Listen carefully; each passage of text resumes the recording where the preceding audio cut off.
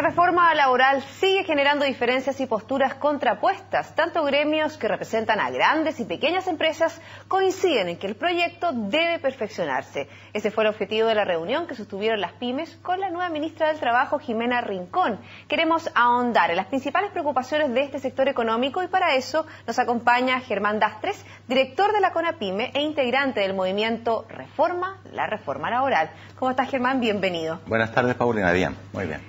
¿Qué les pareció a ustedes el mensaje del 21 de mayo de la presidenta hablando de que esta reforma laboral era ética y técnicamente correcta y que iba a contribuir a la igualdad de todos los chilenos? Bueno, el discurso en general nos pareció bien, pero creo que en cuanto a lo que respecta a las pymes, demasiado pobre. Creo que quedó en deuda una vez más la presidenta con haber dicho muy poco sobre el sector.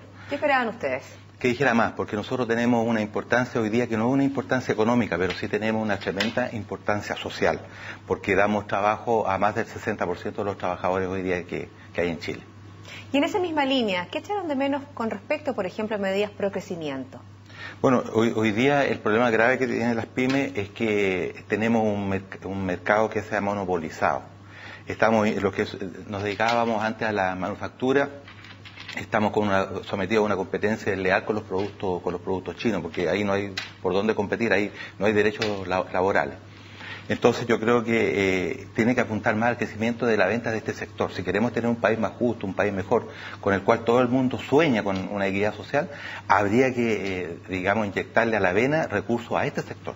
¿Y qué pasa con la reforma laboral, específicamente con este sector? Ustedes han dicho que, por ejemplo, uno de los temas que más les preocupa es el reemplazo en huelga. Así es, porque resulta que las pymes, en su gran mayoría, es un sector muy heterogéneo. Las condiciones de una pyme difieren mucho de otra, aunque estén en el mismo rubro, aunque estén atacando los mismos nichos de mercado.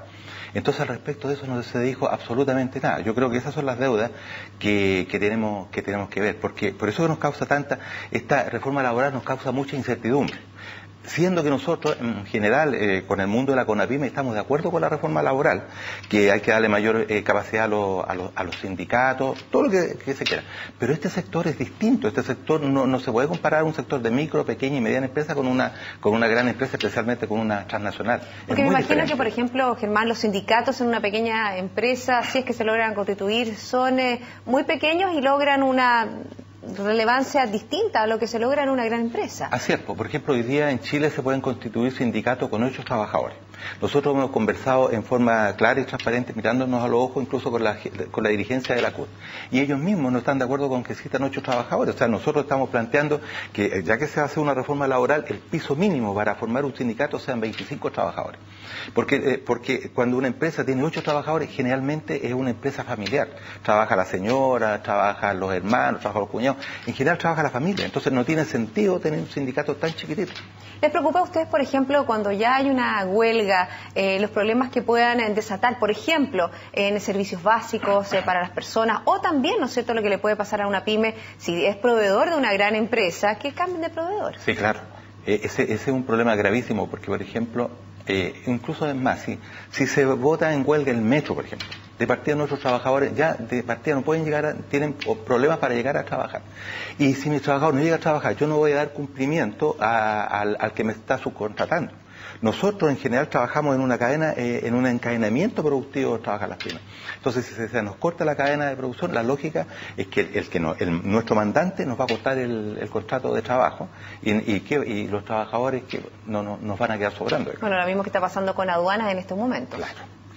Que increíble cómo repercute, o lo que pasa en el mundo de la salud, por ejemplo.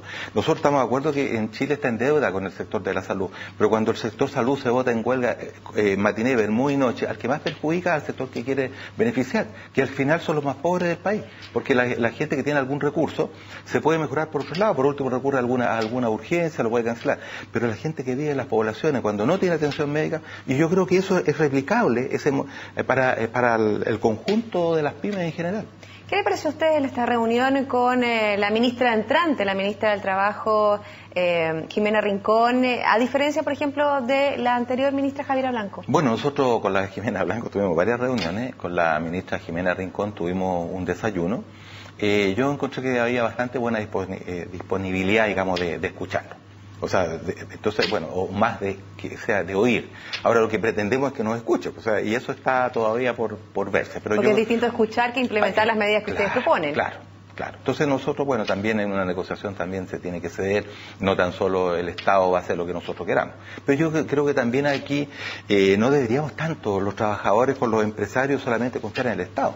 Yo creo que nos cuesta mucho dar un paso y conversar directamente también con los trabajadores. Yo creo que es algo que está pendiente.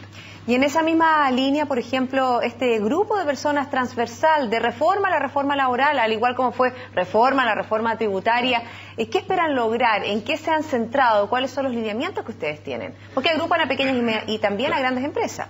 Bueno, lo que pasa es que hoy día hablamos más o menos de 900.000 empresas, de acuerdo a las cifras de impuestos oficiales de impuestos internos.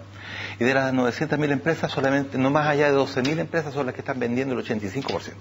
Entonces, la pequeña empresa tiene el 2% del mercado, la mediana empresa llega solamente al 7%. Entonces, con este tipo de conversaciones queremos sensibilizar a todos los actores, tanto los trabajadores como nuestros colegas empresarios, para que tengamos un país mucho mejor, para que tengan conciencia de qué somos, porque a veces la gente habla al voleo, habla de los empresarios, y no todas las empresas son iguales. Y hablando de no todas las empresas son iguales, no todos los ministros son iguales, hablemos del ministro de Hacienda, el ministro entrante Rodrigo Valdés, que durante el fin de semana también dio sus lineamientos a partir de lo que él espera de la reforma laboral, y la verdad que dio mayor tranquilidad a muchos. Por ejemplo, cuando habló de que no quería el reemplazo a través de ramas, habló de la adaptabilidad laboral. ¿Ustedes están de acuerdo con lo que él dijo? ¿Le hubiera gustado que hubiera dicho otro tipo de elementos que tuvieran un mayor efecto en las pymes? No, nosotros estamos de acuerdo, muy de acuerdo con lo que él está planteando, de que lo conversemos. Lagos Weber también ha dicho algo que hay que dialogar más, y tampoco hay que dejar afuera al ministro Luis Felipe Céspedes, que vamos a hacer con él una mesa de trabajo, una mesa técnica para ver cómo vemos leyes que beneficien 100% al sector. Pero yo creo que una de las cosas importantes que tiene este proyecto, y es bueno, es la adaptabilidad laboral. Para poner un solo ejemplo, la gente, por ejemplo, que se dedica al comercio, cuando es muy cíclico el comercio, hay momentos que se vende mucho, después prácticamente no se vende nada, como ser para la Pascua. Entonces a los trabajadores les conviene llegar a un acuerdo, porque tienen premio por venta, para trabajar más horas esos días, y después se pueden cambiar por más días libres. Entonces yo creo que eso de la adaptabilidad laboral, nosotros estamos totalmente de acuerdo. Se dice que Chile, para ser un país totalmente desarrollado, tiene que tener mayor productividad, y que la reforma laboral no incluye elementos centrales en esa línea. ¿Ustedes están de acuerdo? Totalmente de acuerdo, porque a veces se nos quiere comparar con los países de la OECD, pero resulta que allá las pymes, por ejemplo, venden un 50% del mercado, mientras que hoy día que nosotros estamos vendiendo apenas un 15%, ya dicen estamos muy distantes. Entonces yo creo que ahora la productividad de cualquier trabajador europeo es como 2 por 1 versus un trabajador chileno. Entonces estamos de acuerdo que hay que elevar la productividad, porque si uno quiere tener mejor sueldo, lo que hacen mis colegas trabajadores o empresarios, los empresarios son los primeros en llegar, son los últimos en irse.